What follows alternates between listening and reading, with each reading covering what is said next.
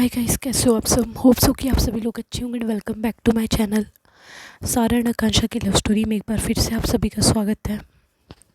Story के last part में जैसा कि आप लोगों ने सुना कि जैसे ही उस पत्थर से सारा उस लॉक को तोड़ती हैं, वो लॉक टूट जाता है और सारा बिना किसी देरी के उस रूम को ओपन करती हैं। तो जैसे ही सारा उस रूम को ओपन करती हैं, उस डोर से होते हुए जो रोशनी होती है वो एकदम से आकांक्षा के फेस के ऊपर पड़ती है। और जब सारा आकांक्षा को इस हालत में देखती हैं, व्यू बंधा हुआ देखती हैं, तो उनको मतलब इतना ज़्यादा बुरा लगता है और उनके अंदर ही अंदर जो हालत होती है उन्हें इस तरह से देख के ख़राब होने लगती है। वो एकदम से बिना किसी देरी के उनके पास आती हैं, फटाफट से आती हैं, उनके हाथ ओपन करती हैं, उनके फेस की तरफ बड़े ध्यान से देखती हैं, उनके मुंह पे लगी हुई उस पट्टी को ओपन करती हैं। जैसे ही वो आकांक्षा को ओपन करती हैं और कहती हैं कि आकांक्षा तुम ठीक तो हो ना। बस उनके इतने कहने की देर होती है कि आकांक्षा एकदम से उनके सीने से लिपट जाती हैं और रोने लगती हैं, बहुत ज़ोर ज़ोर से रोने लगती हैं और काफ़ी ज़्यादा टाइटली उन्होंने उन्हें हग किया होता है। काफ़ी टाइम तक वो यूं ही रोती रहती हैं और सारा बेहद ही प्यार से उनके सर को सहला रही होती है और कहती कि प्लीज़ शांत हो जाओ। किसने किया ये सब? कौन है जिसने तुम्हारे साथ ऐसा सब कुछ किया? तुम एक बार बता दो।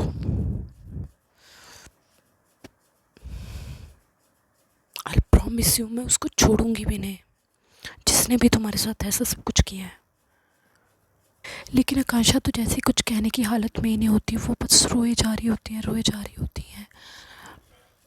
सारा आकांक्षा को थोड़ा शांत करती हैं, काम करती हैं, अपने आप से हल्का सा दूर करती है और कहती क्या हुआ बाबा, किसने किया ये सब कुछ? तो आकांक्षा कहती कि मुझे कुछ भी नहीं पता। कहती कि लेकिन तुम तो हॉल में जाने वाली थी ना, और तुम यहाँ पे कैसे, इस कंडीशन में, वो भी क्यों? तो कहती है कि मैं यहाँ से निकलने वाली थी कि तभी सडन कोई आदमी आया और उसने मेरे मुंह को एकदम से बंद कर लिया और फिर मुझे कुछ भी याद नहीं है कि क्या हुआ क्या नहीं हुआ और मैं इस रूम में कैसे बंद हुई। तो सारा को काफ़ी ज़्यादा गुस्सा आ रहा होता है और सारा कहती कि तुम जाओ यहाँ से और मैं देखती हूँ कौन है ये सब कुछ करने वाला। तो आकांक्षा कहती कि प्लीज़ प्लीज़ अभी हमें ऐसा कुछ भी नहीं करना है और कंपटीशन भी है, प्लीज़। और ऑलरेडी बहुत सारा टाइम बीत चुका होगा, अगर मैं वहाँ पे ना हुई तो क्या सोचेंगे बाकी सब लोग? मॉम डैड भी आने वाले हैं, पता नहीं क्या रिएक्शन होगा उनका। सारा आकांक्षा को कहती कि ठीक है तुम शांत रहो, वो सब कुछ हम लोग टैकल कर लेंगे मिलके, लेकिन फ़िलहाल हम सब के लिए सबसे ज़्यादा ज़रूरी ये कंपटीशन है। लेकिन वो आकांक्षा की तरफ बड़ी ध्यान से देखती हैं तो आकांक्षा की हालत मतलब काफ़ी टाइम तक यूं ही उस रूम में बंद रहने के बाद काफ़ी ज़्यादा ख़राब हो चुकी होती हैं। वो उस रूम की लाइट्स ऑन करती हैं, आकांक्षा के हेयर्स को ठीक करती हैं, लेकिन स्टिल आकांक्षा की आंखों में सिर्फ़ और सिर्फ आंसू होते हैं।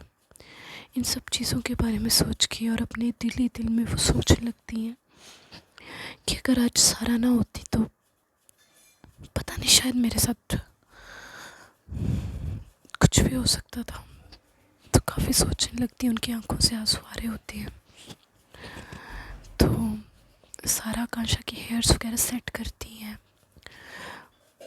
उनकी ड्रेस को थोड़ा सा सेट करती हैं, उनके हाथों की तरफ देखती हैं तो देखती हैं कि काफ़ी टाइम तक उस रस्सी के साथ काफ़ी टाइटली बंधे होने के बावजूद उनके हाथों में हल्के हल्के से निशान पड़े हुए होते हैं। तो सारा देखती हैं कि मेकअप का कुछ सामान पड़ा होता है उस रूम में, बिकॉज़ कुछ टाइम पहले बहुत सारे आर्टिस्ट होते हैं जो कि वहीं से ही तैयार होके हॉल के लिए निकले होते हैं। तो सामान पड़ा होता है, तो वो जैसे तैसे करके उन रैशेस को उस मेकअप की मदद से कवर कर देती है। और अब जब आकांक्षा प्रॉपरली रेडी हो जाती हैं तो सारा आकांक्षा को कहती है कि आकांक्षा, लेकिन आकांक्षा तो जैसे अपने ही जोन में होती हैं, उन्हें शायद कुछ सुनाई भी नहीं दे रहा होता। उनका ध्यान उन्हीं चीज़ों पे होता है। तो सारा एकदम से आकांक्षा को पकड़ती हैं, तो आकांक्षा एकदम से डर जाती है। कहती कौन है? कहती कि क्या हुआ पापा? मैं हूँ, कोई भी नहीं है, और तुम प्लीज़ इतना मत घबराओ। अगर तुम्हें कोई भी इस हालत में देखेगा तो कोई भी समझने में देरी नहीं लगाएगा कि तुम इतनी परेशान क्यों हो और उस परेशानी के पीछे का क्या रीज़न है। तो प्लीज़ अपना मूड ठीक करो। आज के दिन के लिए मुझे पता है कि तुमने कितनी ज़्यादा मेहनत की है, तुम्हारी कितनी दिनों की मेहनत है, वो यूँ जाया नहीं जानी चाहिए। तो आकांक्षा हाँ में सर हिला देती है। तो सारा कहती कि पता है तुम्हारे मॉम डैड भी आ चुके होंगे अब तक, उन्हें कितना पेशेंसली वेट होगी तुम्हारी परफॉर्मेंस की। तो हम लोग उन्हें इतना ज़्यादा वेट करवाएं, ये अच्छा तो नहीं है ना। तो प्लीज़ चलो यहाँ से। इस टाइम पे मतलब सारा के अंदर एक अलग ही टाइप की मैच्योरिटी होती है। वो आकांक्षा की उस मनादशा को बिल्कुल समझ पा रही होती है, और वो उन्हें बिल्कुल भी कोई भी चीज़ फोर्सफुली नहीं बोल रही होती, बिल्कुल कामली वे से उन्हें समझा रही होती है, उस सिचुएशन को टैकल कर रही होती हैं। तो ये सब बोल के सारा आकांक्षा का हाथ पकड़ती हैं। आकांक्षा अपना हाथ सारा के हाथों में देती हैं और सारा उन्हें अपने साथ ले जाने लगती हैं। जब सारा ने आकांक्षा का हाथ पकड़ा हुआ होता है तो सारा का ध्यान पूरा उस कंपटीशन में होता है कि यार पता नहीं क्या रिएक्शन होगा सबका। जैसे तैसे करके मुझे आकांक्षा को बैक स्टेज तक पहुंचाना होगा, वो भी किसी की नज़र पड़ने से पहले। और जब सारा ये सब कुछ सोच रही होती है, उधर आकांक्षा चुपचाप से सारा के फेस की तरफ देख रही होती है और अपने हाथ की तरफ देख रही होती हैं। उनके दिल में जैसे कि सारा के लिए रिस्पेक्ट बहुत इंक्रीज़ हो जाती है उस इंसिडेंट के बाद, जो कुछ भी सारा ने उनके लिए किया होता है। तो इधर सारा यही सोच रही होती है और वो अपना फ़ोन निकालती है अपनी पॉकेट से और फ़ोन करने लगती हैं समृद्धि को। तो समृद्धि फ़ोन उठाती हैं एकदम से हड़बड़ा के और कहती कि आकांक्षा को कुछ पता चला सारा, बोलो। कहती कि हाँ आकांक्षा मिल चुकी है मुझे। कहती कि कहाँ, किस हालत में, कहाँ थी अभी तक यार, कहाँ कहाँ नहीं ढूंढा उसे, पूछा तुमने? कहती कि शांत रह, सब बातें होंगी, सब बातें बताई जाएंगी, लेकिन अभी नहीं, ये सही समय नहीं है बात करने का। और ये बता वहाँ पे अभी कोई परफॉर्मेंस चल रही है या नहीं चल रही है? कहते कि हाँ परफॉर्मेंस तो चल रही है। सारा कहती कि ठीक है। कहती कि क्यों? कहते कि यार अगर देख, इतने सब लोग देखेंगे कि मैं और आकांक्षा अब जाके वहाँ पे पहुँच रहे हैं, ऑब्वियसली जितने लोग देखेंगे उतने कुछ लोग सवाल भी पूछेंगे कि कहाँ से आ रहे हैं, और आकांक्षा का तो कंपटीशन है, ये कहाँ से आ रही हैं, तो उन सब चीज़ों को टैकल करना यार मुश्किल हो जाएगा। और अगर अभी कोई परफॉर्मेंस चल रही है और सभी का ध्यान उस परफॉर्मेंस की तरफ है, तो इससे ज़्यादा बेटर ऑप्शन मुझे नहीं मिलेगा सारा को जैसे तैसे करके बैक स्टेज तक पहुंचाने में। कहती कि हाँ ठीक है, कहती कि मैं हूँ तुम दोनों की हेल्प के लिए बाहर। तो सारा कहती कि ठीक है आजा तो स्मृति आती हैं और इतने में ये लोग भी पहुंच जाते हैं वहाँ पे। और जैसे तैसे करके जब सभी का ध्यान परफॉर्मेंसेस की तरफ चल रहा होता है, सो ये लोग जैसे तैसे करके आकांक्षा को बैक स्टेज पहुंचा देते हैं। और जैसे ही समृद्धि और सारा बैक स्टेज से वापस आ रहे होते हैं तो प्रियंका मैम की नज़र इन लोगों के ऊपर पड़ती है। प्रियंका मैम काफ़ी ध्यान से देखती हैं सारा की तरफ और उनकी उस हालत की तरफ। ऑब्वियसली कब से वो आकांक्षा को ढूंढ रही होती हैं, तो ढूंढते ढूंढते उनकी भी हालत ख़राब हो चुकी होती है।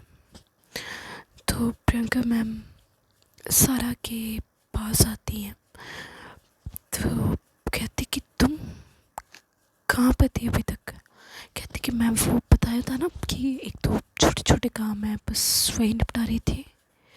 कहती कि अच्छा, वैसे तुम और आकांक्षा क्या साथ में थे। कहती कि क्या मतलब मैम। कहती कि नहीं मुझे वो भी दिखाई नहीं दी। कहती कि मैम क्या बातें कर रहे हो आप, आकांक्षा मेरे साथ क्यों होगी। आकांक्षा तो बैक स्टेज है ना, परफॉर्मेंस स्टार्ट होने वाली है उसकी ऑब्वियसली। तो कहती कि अच्छा लेकिन मैंने तो नहीं देखा। कहती कि मैम ये भी तो हो सकता है ना कि जब आप उसे देखने के लिए गए हो, माइट भी वो वॉशरूम में हो, राइट। तो प्रियंका मैम कुछ बोलती नहीं है, वो एकदम से चुप हो जाती हैं और कहती कि ठीक है लेकिन तुम प्लीज़ अब मेरे साथ चलो। कहती कि हाँ हाँ मैम बस आ रहे हैं। तो ऐसे बोल के ये लोग जाते हैं और सारा प्रियंका मैम के साथ उस जगह पे पहुंचती है जहाँ पे इनकी भाभी भी बैठी हुई होती हैं। सो सारा की भाभी उनकी तरफ देखती है काफ़ी हैरानी भरी नज़रों से और कहती कि क्या कहाँ पे थी वो, कुछ बताया उसने, किस हालत में मिली, कहाँ पे मिली। कहती कि भाभी बताती हूँ आपको लेकिन बाद में। तो वो उन्हें भी इशारा कर देती हैं। तो जब सारा वहाँ पे बैठी हुई होती हैं तो देखती है कि ऑलमोस्ट आकांक्षा के मॉम डैड भी पहुँच चुके होते हैं वहाँ पे। तो सारा वहाँ से उठती हैं और जाती हैं, कहती हैं कि मैं भी आई भाभी। तो वो जाती हैं आकांक्षा के मॉम डैड के पास, उनके साथ हाय हेलो करती हैं। उनकी मम्मा को कहती कि आंटी देखना आज की परफॉर्मेंस ना सबसे बेस्ट होगी, जो आकांक्षा परफॉर्म करने वाली है वो सबसे ज़्यादा बेस्ट होगा, सबसे ज़्यादा, और सब लोग देखते रह जाएंगे। तो एक दो परफॉर्मेंस एंड होती हैं और इतने में ही आकांक्षा की परफॉर्मेंस स्टार्ट होने वाली होती है। तो जो अनाउंसमेंट है उनकी परफॉर्मेंस के लिए वो होने लगती हैं, लेकिन बैक स्टेज से आकांक्षा का पूरा ग्रुप आ जाता है लेकिन आकांक्षा नहीं आती। तो सब लोग एक बार मतलब जो एंकर होते हैं वो एक बार फिर से उनका नाम लेते हैं लेकिन फिर भी आकांक्षा नहीं आती है। तो सारा उनकी उस हालत को समझते हुए वो खुद बैक स्टेज जाती हैं। एक बार प्रियंका मैम उन्हें जाते हुए देखती हैं तो उन्हें काफ़ी ज़्यादा गुस्सा आ रहा होता है कि जब देखो तब इसे आकांक्षा के पीछे ही रहना होता है, जब देखो तब, और वो इसके पीछे, मतलब क्या हद है।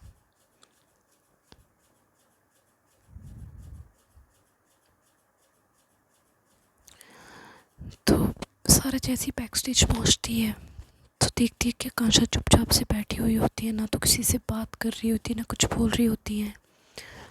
वहाँ पे जो मेकअप आर्टिस्ट होती हैं वो कहती हैं कि आकांक्षा जाओ, तुम्हारी परफॉर्मेंस है, क्या हो गया है तुम्हें, सब लोग तुम्हारा वेट कर रहे हैं। तो इतने में ही सारा वहाँ पे पहुँचती है और सारा उन्हें कहती कि एक्सक्यूज़ मी, प्लीज़ आप मुझे 2 मिनट का टाइम देंगी।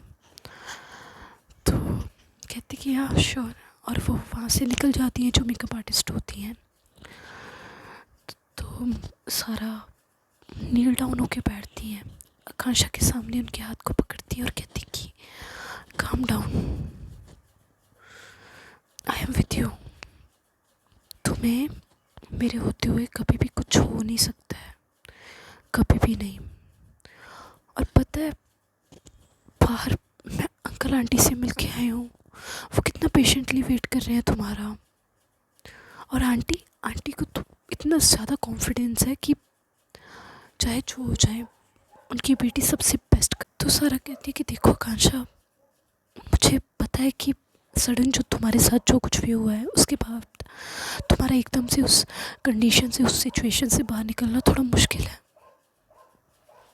अगर तुम्हारी जगह पे मैं खुद भी होती, मैं बिल्कुल समझती हूँ इस बात को, लेकिन तुम्हें बोलो ना, कितने ज़्यादा लोग हैं, कितने ज़्यादा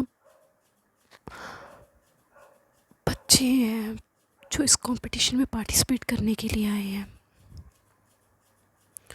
जजेस हैं जो वेट कर रहे हैं तुम्हारी परफॉर्मेंस का। तो आकांक्षा कहती कि नहीं, मैं परफॉर्म नहीं करूँगी। कहती क्यों, क्यों नहीं करोगे तुम परफॉर्म? कोई भी डर तुम्हारी लाइफ में क्या तुम्हारे मॉम डैड से बढ़ के है, ठीक है। अगर तुम्हें परफॉर्म नहीं करना है, मैं तुम्हें ज़्यादा फोर्स नहीं करूँगी, लेकिन खुद सोचना कि अगर आज तुम परफॉर्म नहीं करती हो तो तुम्हारे मॉम डैड के ऊपर क्या बीतेगी। तुम्हारे डैड अपने कितने बिजी स्केड्यूल से तुम्हारे लिए टाइम निकाल के आ जाए होंगे, तुमने सोचा एक बार भी? तुम्हारी मॉम जो इतना पेशेंसली वेट कर रही है अपनी बेटी की परफॉर्मेंस का, क्या उनके बारे में तुमने सोचा?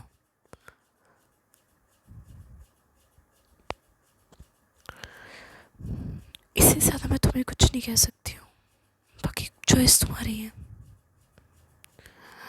तो वो उन्हें ये सब बातें बोलती हैं और वहाँ से चली जाती हैं और काफ़ी परेशान होती हैं, बिकॉज़ सारा ने ये सब कुछ उन्हें बोल तो दिया होता है, लेकिन आकांक्षा का कोई भी रिप्लाई नहीं आया होता। तो वो बैक स्टेज से वापस आ रही होती हैं, वो काफ़ी शांत और काफ़ी परेशान लग रही होती हैं। उनकी भाभी भी सारा के फेस की तरफ देखती है तो समझ आती है कि कुछ ना कुछ तो बात है जिसकी वजह से सारा इतनी परेशान है। तो जब एक लास्ट टाइम एंकर जो होते हैं वो कहते हैं कि आकांक्षा, आप जहाँ कहीं भी हो, अगर आवाज़ सुन रहे हो तो प्लीज़ आप स्टेज पे आए। तो जब वो ऐसा बोलते हैं तो उधर सारा को तो ध्यान नहीं होता है स्टेज की तरफ, बिकॉज वो जस्ट आ ही रही होती हैं बैक स्टेज से बाहर निकल के, और अपने मन ही मन में सोच रही होती है कि सब कुछ बर्बाद हो गया, सब कुछ, इतने दिनों की मेहनत सब बर्बाद हो गया, सब बर्बाद हो गया। तो वो उनके मन में ये सब कुछ ही चल रहा होता है कि अगर आकांक्षा आज परफॉर्म नहीं करेगी तो उनकी पूरी, मतलब जो उन्होंने इतनी शिद्दत से मेहनत की थी उस कंपटीशन के लिए, वो सब बर्बाद हो गई हैं। तो वो ऐसा सब कुछ सोच ही रही होती है कि पूरा हॉल जो होता है वो तालियों से गूंज जाता है। तो जब सब लोग यूँ क्लैपिंग करने लगते हैं एकदम से, तो सारा अपनी जगह पे रुकती हैं और पीछे की तरफ पलट के देखती हैं, तो देखती हैं कि स्टेज पे आकांक्षा होती है। सारा की नज़रें आकांक्षा की तरफ जाती हैं तो उनके फेस पे एक स्माइल आ जाती है, और आकांक्षा की नज़रें बिल्कुल ही सारा के फेस के ऊपर होती हैं, और सारा इशारों इशारों में आकांक्षा को कह रही होती है कि मैं तुम्हारे साथ हूँ, तुम अकेली नहीं हो, और ना तुम कभी अकेली होगी, कभी भी। तो वो एक पॉजिटिव जो वाइब हो रही होती है वो फील करवा रही होती है। और त्रिशा जैसे ही आकांक्षा को स्टेज के ऊपर देखती है तो उनके तो पैरों तले से जैसे ज़मीन ही खिसक गई हो। वो एकदम से शॉक्ड हो जाती है और कहती कि ये यहाँ पे कैसे पहुँच गई, ये यहाँ पे पहुँच भी कैसे सकती है यार, सब खराब हो गया सब। तो त्रिशा के साथ में उनकी ग्रुप की एक और लड़की बैठी होती है और कहती क्या हुआ है तुम्हें, पागल हो गए हो क्या। कहती कि पागल, सब किया कराए पे पानी फेर दिया है, एंड आई नो दैट ये सारा नहीं किया होगा। कहती कि तुम्हें इतनी दिक्कत क्या हो रही है। तो कहती कि पता है मैंने कितना कामली ध्यान से बैठ के प्लान बनाया था कि आकांक्षा की परफॉर्मेंस किसी भी हद पे नहीं होने दूंगी, किसी भी हद पे, लेकिन मेरे सभी रातों पे पानी फेर दिया सारा ने, सभी रातों पे। तो काफ़ी गुस्से में वहाँ से, उस जगह से, उस हॉल से बाहर निकल जाती हैं, और पीछे पीछे वो लड़की जो कि त्रिशा के बैच की होती है वो भी निकल जाती है, और वो त्रिशा के पास आती है। त्रिशा को काफ़ी ज़्यादा गुस्सा आ रहा होता है। कहती कि त्रिशा क्या हो रहा है तुम्हें। कहती प्लीज़ मुझे अकेला छोड़ दो, मुझे किसी से कोई भी बात नहीं करनी है। और वो उन्हें ऐसा बोलती हैं और वहाँ से निकल जाती हैं। वो लड़की अपने मन ही मन में सोच रही होती है कि क्या चल रहा है इसके दिमाग में। त्रिशा बाहर जाती है, फ़ोन लगाती हैं दोनों ही आदमी को, और कहती कि तुम लोगों की हिम्मत भी कैसे हुई, जब तुम लोगों को पैसे दिए गए थे इस काम के लिए, तुम लोग एक काम भी पूरा नहीं कर सके ढंग से। कहते कि मैडम चिंता मत करो, जैसा जैसा आपने बोला था हम लोगों ने तो वैसा वैसे ही किया है। कहते कि अच्छा क्या खाक तुम लोगों ने वैसा किया है। जिस इंसान को मैंने उस रूम में बंद करने के लिए बोला था वो इंसान मेरी आंखों के सामने स्टेज पे खड़ी होकर परफॉर्म कर रही है।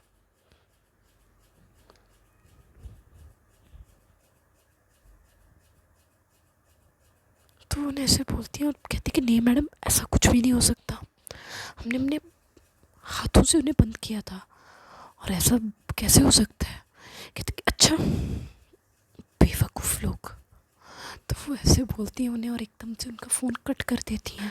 तो आकांक्षा की परफॉर्मेंस स्टार्ट हो जाती है, और सारा की नज़रें जब परफॉर्म करती हुई आकांक्षा के फेस के ऊपर पड़ती हैं तो वो तो उन्हें देखती रह जाती हैं, देखती रह जाती हैं। आकांक्षा वैसे बहुत ज़्यादा खूबसूरत होती है, बहुत सुंदर होती है। उनकी ड्रेस उनकी सुंदरता पे चार चांद लगा रही होती हैं, और ऊपर से उनकी ये परफॉर्मेंस इतनी ज़्यादा अच्छी होती है, इतनी ज़्यादा अच्छी होती है कि मतलब शायद ही उस हॉल में कोई होगा जो उनकी इस परफॉर्मेंस को बड़े ध्यान से ना देख रहा हो। तो उनकी वो परफॉर्मेंस तकरीबन 4 से 5 मिनट की होती है, और जैसे उनकी वो परफॉर्मेंस एंड होती है पूरा का पूरा वो हॉल तालियों की खनखनाहट से गूंज उठता है, और सारा भी काफ़ी ज़्यादा खुश होती है, बहुत ज़्यादा खुश होती है। उसके बाद सेकंड राउंड होता है, और सेकंड राउंड से पहले कुछ रिज़ल्ट्स अनाउंस किए जाते हैं कि कौन कौन जो होगा वो सेकंड राउंड में होगा, कौन कौन सी टीम है जो सेकंड राउंड में होगी। तो उनमें से कुछ 5 टीम्स सेलेक्ट की जाती हैं, 1 बाय 1 सभी टीम्स के नाम बोले जाते हैं। और एक सारा की टीम पेंडिंग होती है और दूसरी एक और टीम होती है जो पेंडिंग होती है। और सारा अपने दिल ही दिल में प्रे कर रही होती है कि प्लीज़ भगवान प्लीज़ ये लास्ट टीम आकांक्षा की हो। तो जजेस भी अपना डिस्कशन करने लगते हैं। तो देन फाइनल अनाउंसमेंट की बारी आती है। तो उस लास्ट टीम की जगह पे आकांक्षा की टीम का नाम होता है। तो ऐसे ही करके second round, third round and final round होता है। फाइनल राउंड तक पहुंचते पहुंचते 2 टीम्स रह जाती हैं, एक आकांक्षा की एक और टीम होती है, वो रह जाती है। जब फाइनल राउंड कंप्लीट होता है तो ऑलमोस्ट उस टाइम पे जो आकांक्षा की परफॉर्मेंस होती है और जो दूसरी टीम की परफॉर्मेंस होती है वो बिल्कुल टक्कर वाली होती है। अब इस पॉइंट पे आके जजेस भी कंफ्यूज हो जाते हैं और ऑडियंस भी कंफ्यूज हो जाती है, बिकॉज़ ऑडियंस का भी जो रिस्पॉन्स होता है वो दोनों ही परफॉर्मेंस पे बहुत अच्छा रहा होता है, बहुत ज़्यादा। तो जजेस के लिए भी ये एक इम्पॉर्टेंट डिसीजन हो जाता है कि किस टीम को सिलेक्ट करें फर्स्ट प्राइज़ के लिए और किसको सेकंड के लिए। तो काफ़ी लंबा तकरीबन 5-6 मिनट का ब्रेक दिया जाता है जजेस को अपना निर्णय देने के लिए। तो तब आकांक्षा के फेस पे उनकी जो टेंशन होती है वो बहुत ज़्यादा बढ़ चुकी होती है। वो सोचने लगती हैं कि अगर आज मैं कुछ ना कर पाई तो सच में मुझसे ज़्यादा गिल्ट में आज कोई भी नहीं होगा, कोई भी नहीं। अगर इतना सब कुछ होने के बावजूद मेरी परफॉर्मेंस ही अच्छी ना गई तो वो इंसान पता नहीं कौन था कौन नहीं, लेकिन शायद वो भी अंदर से यही सोच रहा होगा कि मैं इस परफॉर्मेंस में पार्टिसिपेट ना करूं, मुझे यहाँ पे विनर बनने का मौका ही ना मिले। तो वो ऐसा सोचने लगती हैं, काफ़ी परेशान भी होती हैं, जो कुछ लास्ट के आवर्स में उनके साथ हुआ होता है, और रिज़ल्ट को लेके भी काफ़ी परेशान होती हैं। तभी सर आती हैं बैक स्टेज आकांक्षा के पास। आकांक्षा चुपचाप से परेशान होकर बैठी होती हैं, काफ़ी कुछ चल रहा होता है उनके मन में। सर आती हैं उनके पास और कहती हैं कि क्या हुआ है। कहती कि पता नहीं क्या होगा रिज़ल्ट का, मैंने सच में बहुत मेहनत की आज के दिन के लिए, बहुत बहुत ज़्यादा मेहनत की है।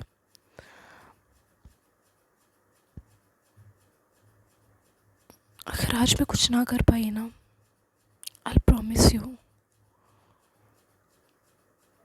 मैं डांस को छोड़ दूँगी हमेशा के लिए, हमेशा हमेशा के लिए। कभी भी किसी भी डांस कंपटीशन में पार्टिसिपेट ही नहीं करूँगी। तो सारा अब कहती कि व्हाट, मतलब तुम इतनी जल्दी हार कैसे मान सकती हो। मैं जिस आकांक्षा को जानती हूँ वो तो हार नहीं मानती है जल्दी, फिर तुमने सोच भी कैसे लिया। देखो जो कंपटीशन होते हैं ना, अगर हम ना भी विन करें ये हमें कुछ ना कुछ सिखा के जाते हैं, शायद एक एक्सपीरियंस दे देते हैं कि अगर इन फ्यूचर हमें कोई मौका मिले इससे भी ज़्यादा बढ़िया, हम उसमें और भी ज़्यादा अच्छा कर पाएँ। तो प्लीज़ तुम ये सब बातें मत सोचो, और अगर तुम इतना ज़्यादा परेशान रहोगी, तुमने सोचा है अंकल और आंटी जो इतनी बेसब्री से तुम्हारी परफॉर्मेंस देख रहे थे उन पे क्या बीतेगा।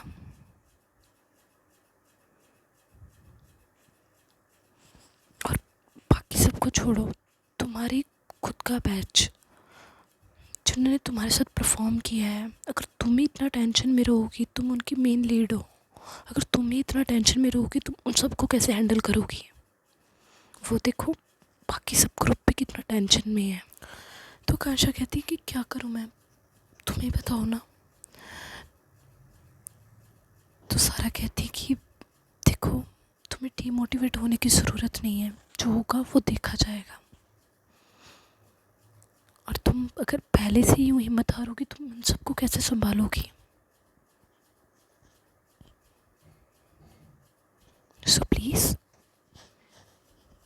और ऐसे मत बैठो यार, एटलीस्ट एक स्माइल तो कर दो।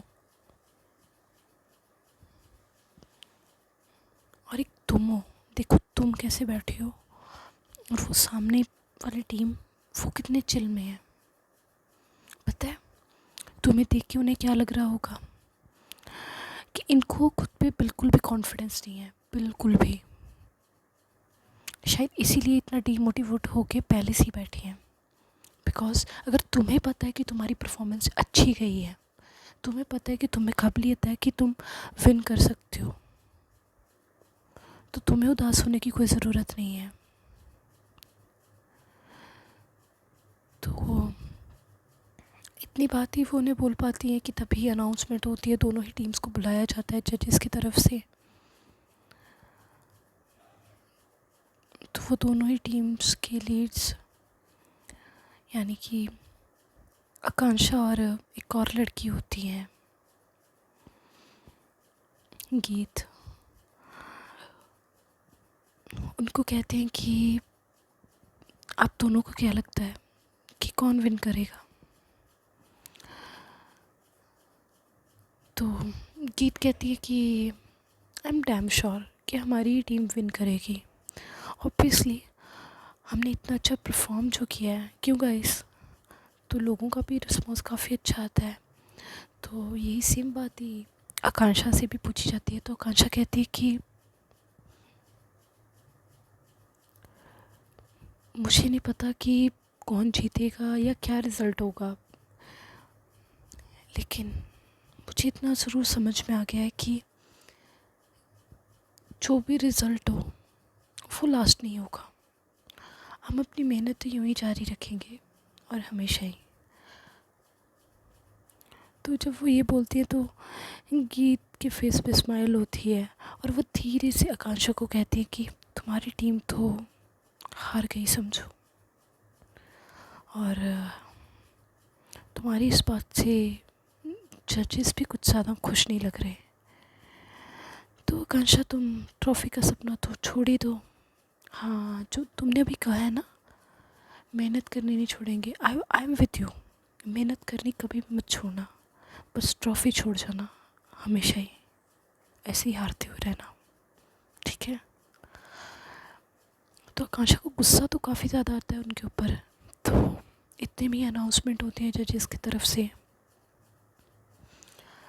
सारा के जो डैड होते हैं मिस्टर मल्होत्रा, उन्हें बुलाया जाता है स्टेज पे ऑफिशियल अनाउंसमेंट के लिए। तो वो कहते हैं कि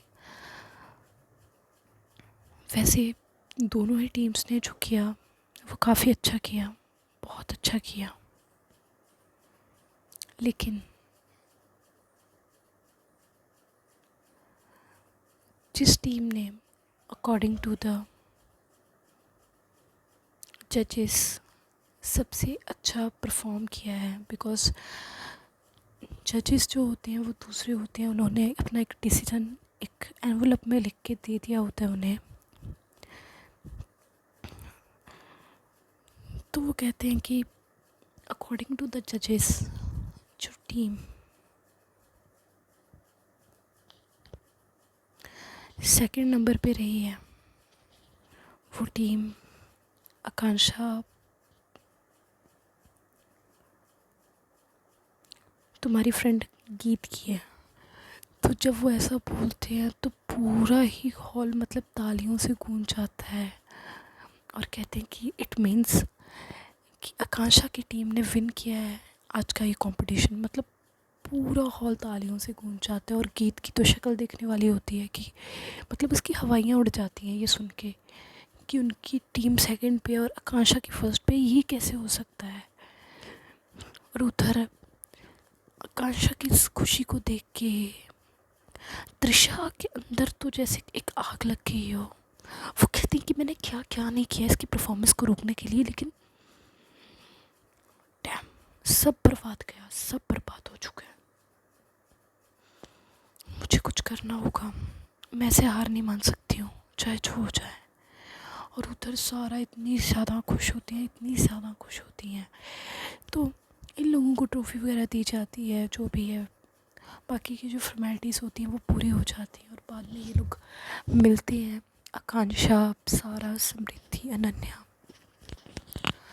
ये सब आकांक्षा को ज़ोर से हग करते हैं और उन्हें कॉन्ग्रेचुलेट करते हैं, मतलब समृद्धि और अनन्या। और जब सारा की आकांक्षा को कॉन्ग्रेचुलेट करने की बारी आती है तो आकांक्षा ज़ोर से उन्हें हग कर लेती है और कहती कि thank you so much, it's because of you, it's just because of you. मैं जिस कंडीशन में थी, एक तुम ही थे जिसने मुझे मोटिवेट किया, जिसने मुझे डीमोटिवेट नहीं होने दिया। Thank you so much. सारा कहते कि ओके, बस ठीक है, इट्स ओके, तुम्हें इतना थैंक्स बोलने की नीड नहीं है मुझे, ठीक है। तो वो उनसे ऐसे बात करती हैं, तो इतने में ही आकांक्षा अपने मॉम डैड के पास जाती है, मॉम डैड को ज़ोर से हग करती है। उनके मॉम डैड बहुत खुश होते हैं, तो उनके डैड उनके सर पे हाथ रखते हैं और कहते हैं कि बेटा, आई एम सॉरी, मैंने तुम्हारी इस पैशन को समझा नहीं।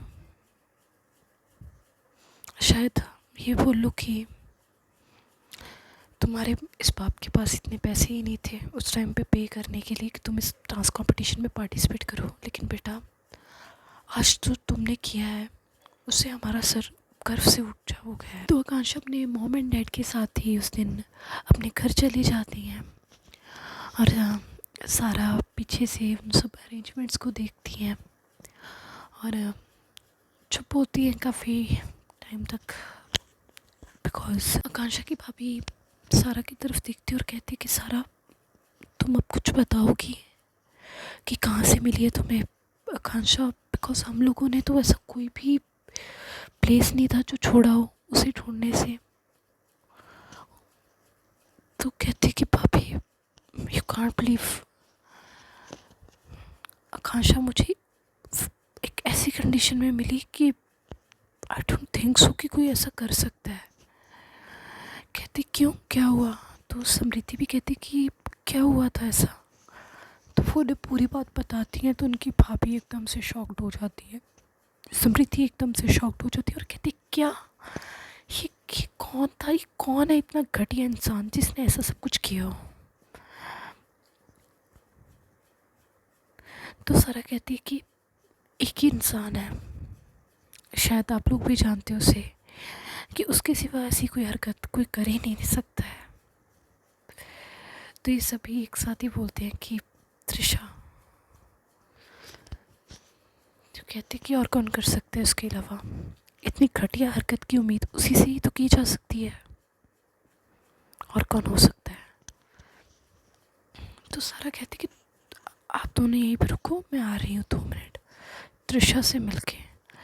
कहती कि नहीं, तू नहीं जाएगी त्रिशा के पास, कहती खामखा तुम लोगों का फिर से झगड़ा होगा, और देख अभी सब कुछ हो गया हटा है अच्छे से, अभी इस चीज़ के बारे में बात करनी है, आई डोंट थिंक सो कि ठीक रहेगी, तो प्लीज़। और तुम सब भी काफ़ी देर से इन सब चीज़ों में लगे हुए हो, थक गए होंगे, चलो घर चलते हैं। तो ऐसे बोलते हैं तो ये लोग भी अपने अपने घर के लिए निकल जाते हैं। तो देखते हैं गाइस आगे क्या होता है इन लोगों की स्टोरी में। डांस कंपटीशन तो हो चुका है और क्या होता है आगे, बिकॉज सारा ने ये कहा होता है कि वो इस कंपटीशन के बाद आकांक्षा को प्रपोज करेंगी। तो देखते हैं कैसे इन लोगों की स्टोरी आगे बढ़ती है और क्या सारा आकांक्षा को प्रपोज कर पाती है या नहीं कर पाती है, आकांक्षा का क्या रिस्पॉन्स होता है। सो ये सब चीज़ें हम जानेंगे नेक्स्ट पार्ट में। सो तब तक के लिए आप इस स्टोरी को एंजॉय कीजिए, लाइक कीजिए, कमेंट कीजिए और चैनल को सब्सक्राइब करना ना भूलिएगा। तब तक के लिए ओके बाय, टेक केयर।